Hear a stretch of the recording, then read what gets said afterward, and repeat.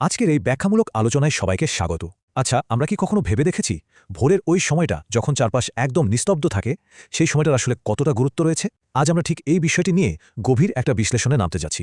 মূল উৎসগুলোর ওপর ভিত্তি করে আজ আমরা ফজরের নামাজের গভীর আধ্যাত্মিক আর শারীরিক তাৎপর্যগুলো তুলে ধরব। বলে রাখা ভালো, এই বিশ্লেষণটি কিন্তু স্রেফ কিছু তথ্য জানানোর জন্য নয়, বরং ভোরের এই ইবাদত কিভাবে আমাদের বিশ্বাস, আত্মশুদ্ধি এবং দৈনন্দিন জীবনে একেবারে ম্যাজিকের মতো কাজ করে, আমরা সেই ঐশী আশীর্বাদ আর জাগতিক উপকারিতাগুলোর গভীরে প্রবেশ করতে যাচ্ছি। তো চলুন শুরু করা যাক। ওকে, চলুন একবার এক নজরে দেখে নিই আজ আমরা পুরো আলোচনায় ঠিক কি কি বিষয় নিয়ে কথা বলতে যাচ্ছি। আমাদের আজকের যাত্রায় থাকছে ১. ফজরের গুরুত্ব, ২. আধ্যাত্মিক পুরস্কার ও সুরক্ষা, ৩. মানসিক ও শারীরিক উপকারিতা, ৪. সুন্নাতের মূল্য, ৫. ঘুম থেকে ওঠার ব্যবহারিক কৌশল এবং সবশেষে ৬. ফজরের পরের আমল, থিওলজি বা ঐশী তত্ত্ব থেকে শুরু করে একেবারে প্র্যাকটিক্যাল মর্নিং রুটিন সবকিছুই থাকছে। চলুন একদম গভীরে প্রবেশ করি। শুরুতেই আসছে আমাদের প্রথম বিভাগ, ফজরের গুরুত্ব, যাকে আমরা বলতে পারি দিনের এক ঐশী সূচনা। সূরা আল ইসরার এই আয়াতটি কিন্তু ভীষণ শক্তিশালী। খেয়াল করে দেখুন, এখানে বলা হচ্ছে যে ফজরের সময় ফেরেশতারা উপস্থিত থাকেন এবং ইবাদতকারীদের আমলের সাক্ষী হন। মানে ভাবা যায়, ভোরের ওই নিস্তব্ধতায় যখন কেউ ইবাদত করে তখন সে মোটেও একা নয়, স্বয়ং ফেরেশতারা সেই ঐশী মুহূর্তের সাক্ষী হিসেবে সেখানে উপস্থিত থাকেন। কোরআনের সরাসরি এই রেফারেন্সটি ভোরের এই সময়টার প্রতি এক গভীর শ্রদ্ধা আর পবিত্রতার অনুভূতি তৈরি করে দেয়। এবার আসা যাক দ্বিতীয় বিভাগে, আধ্যাত্মিক পুরস্কার ও সুরক্ষা। এটি মূলত আমাদের ইমানের দৃঢ়তারই এক চূড়ান্ত প্রমাণ। সহিহ মুসলিমের এই হাদিসটা একটু খেয়াল করি। এখানে একদম পরিষ্কারভাবে বলা হচ্ছে যে যারা ফজরের নামাজ আদায় করেন তারা সরাসরি আল্লাহর জিম্মায় বা সুরক্ষায় চলে যান। দিনের শুরুতেই একেবারে স্বয়ং স্রষ্টার নিরাপত্তা। সারাদিনের জন্য এর চেয়ে বড় মানসিক প্রশান্তি আর কি হতে পারে? দিনের শুরুতেই স্রষ্টার রহমতের চাদরে আবৃত হয়ে যাওয়াটা সত্যি অসাধারণ। আর এই স্লাইডটি চমৎকারভাবে তুলে ধরছে দুটি ভিন্ন অবস্থাকে। বাঁদিকে দেখুন, সহিহ বুখারী ও মুসলিমের হাদিস অনুযায়ী মুনাফিকদের জন্য সবচেয়ে কঠিন নামাজ হল এশা ও ফজর, কারণ ভোরের আরামদায়ক ঘুম ত্যাগ করে বিছানা ছেড়ে ওঠাটা ইমানের এক চরম পরীক্ষা। অন্যদিকে ডান দিকে খেয়াল করুন, আবু দাউদ ও তিরমিজি হাদিসে বলা হয়েছে যারা এই আরামের ঘুম ত্যাগ করে ভোরের অন্ধকারে হেঁটে মসজিদের দিকে যায় তাদের জন্য কেয়ামতের দিন পূর্ণ নূরের বা আলোর সুসংবাদ রয়েছে। ঘুম বিসর্জন দেওয়ার এই কষ্টটুকু স্বীকার করাটা আসলে ভণ্ডামির বিরুদ্ধে এক চূড়ান্ত বিজয়। আধ্যাত্মিক মোটিভেশনের একেবারে চূড়ান্ত রূপটি আমরা পাই সহিহ বুখারীর এই হাদিসটিতে। এখানে সরাসরি জান্নাতের প্রতিশ্রুতি দেওয়া হয়েছে। দুই ঠান্ডার সময় নামাজ বলতে মূলত ফজর এবং আসরকে বোঝানো হয়েছে। এই দুই সময় মানুষ সাধারণত ঘুমে থাকে কিংবা দিনের ব্যস্ততায় ভীষণ ক্লান্ত থাকে, কিন্তু সেই প্রতিবন্ধকতাকে পাশ কাটিয়ে যারা ইবাদতে রত হন তাদের জন্য রয়েছে চূড়ান্ত আধ্যাত্মিক পুরস্কার।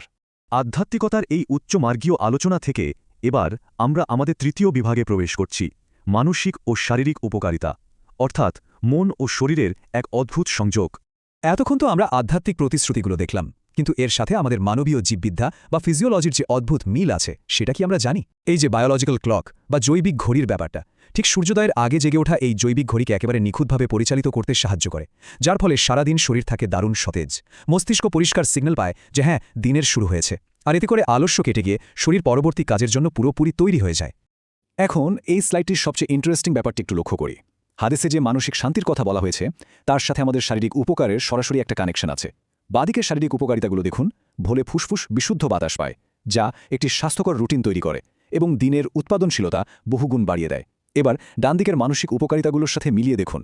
মন সতেজ থাকে, মানসিক চাপ বা স্ট্রেস কমে যায় এবং ফোকাস ও মেমোরি বুস্ট হয়। ভোরের শান্ত পরিবেশে ইবাদত করলে হৃদয় যে প্রশান্ত হয় তা মূলত এই শারীরিক প্রভাবগুলোরই একটা চমৎকার প্রতিফলন।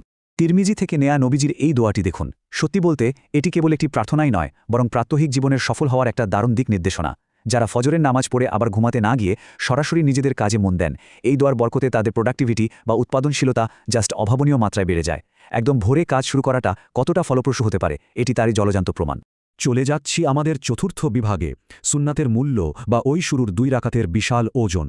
সহিহ মুসলিমের এই হাদিসটা শুনলে সত্যি বিস্মিত হতে হয়। মূল ফরজ নামাজের আগে পড়া ঐচ্ছিক বা সুন্নত নামাজের মূল্যটা একবার চিন্তা করে দেখুন। দুনিয়া ও এর সব কিছুর চেয়ে উত্তম, মানে জাগতিক সমস্ত সম্পদ, পাহাড় সমান ধন দৌলতের চেয়েও এই সংক্ষিপ্ত 2 রাকাত এবাদত অনেক অনেক বেশি দামি। এটি আসলে আমাদের জন্য এক চরম আধ্যাত্মিক সম্পদ। এতক্ষণ তো অনেক মোটিভেশন পাওয়া গেল, তাই না? কিন্তু আমাদের পঞ্চম বিভাগে থাকছে একেবারে প্র্যাকটিক্যাল জিনিস, ঘুম থেকে ওঠার ব্যবহারিক কৌশল, আমাদের সাফল্যের রূপরেখা। ফজরের ফজিলত তো আমরা জানলাম, কিন্তু সকালে অ্যালার্ম বাজলে বিছানা ছাড়ার ওই সংগ্রামটা যে কতটা কঠিন তা আমাদের সবারই জানা। তাই মূল উৎস থেকে পাওয়া এই 5টি স্পেসিফিক এবং অ্যাকশনেবল পদক্ষেপের দিকে একটু মনোযোগ দেয়া যাক। 1. রাতে তাড়াতাড়ি ঘুমানো, এটাই সকালে ওঠার প্রথম এবং সবচেয়ে জরুরি শর্ত। 2. ঘুমানোর আগেই সকালে ওঠার একটা ভীষণ শক্ত নিয়ত করা। 3 অবশ্যই একটা অ্যালার্ম সেট করা। 4 ঘুমানোর আগে আয়াতুল কুরসি ও নির্দিষ্ট দোয়াগুলো পড়া যা আধ্যাত্মিক সুরক্ষা নিশ্চিত করে। এবং 5 নিজে ওঠার পর পরিবারের অন্যান্য সদস্যদেরও জাগিয়ে তোলা। এই সহজ কিন্তু ভীষণ পাওয়ারফুল ধাপগুলো ফলো করলে অ্যালার্ম স্নুজ করে আবার ঘুমিয়ে পড়ার চান্স একেবারেই কমে যাবে, এটা নিশ্চিত। আমরা আমাদের ব্যাখ্যামূলক আলোচনার একদম শেষ ধাপে চলে এসেছি। ষষ্ঠ বিভাগ, ফজরের পরের আমল অর্থাৎ সকালের পরবর্তী সময়টা কেমন হওয়া উচিত। চলুন দেখি কিভাবে এই রুটিনগুলো আমাদের ভোরের ওই বরকতটাকে সারাদিনের জন্য ধরে রাখতে সাহায্য করে। ভোরে যে একটা দারুণ আধ্যাত্মিক মোমেন্টাম তৈরি হয়, সেটাকে তো আর নষ্ট হতে দেওয়া যায় না, তাই না? এজন্যই কোরআন তিলাওয়াত করা, সকালবেলার জিকির, দোয়া করা এবং সবশেষে সূর্য পুরোপুরি ওঠার পর 2 রাকাত ইশরাক নামাজ আদায় করা, এই কাজগুলো সেই পজিটিভ এনার্জিটাকে সারাদিনের জন্য একেবারে লক করে দেয়। মন থাকে স্থির এবং প্রশান্ত। আজ আমরা ফজরের নামাজের অসাধারণ সব আধ্যাত্মিক, শারীরিক ও মানসিক উপকারিতাগুলো বিশ্লেষণ করলাম। তবে বিদায় নেওয়ার আগে একটা প্রশ্ন সবার জন্য রেখে যেতে চাই। আগামীকালের ভোরে যখন ফেরেশতারা সাক্ষ্য দেওয়ার জন্য একত্রিত হবেন, তখন তারা কি সেখানে আমাদের উপস্থিতি দেখতে পাবেন? এই প্রশ্নটা একটু ভাবুন। আশা করি মূল উৎসগুলো থেকে পাওয়া আজকের এই বিশ্লেষণ আমাদের সবার প্রাত্যহিক জীবনকে আরও অর্থবহ করে তুলবে। আজ এ পর্যন্তই।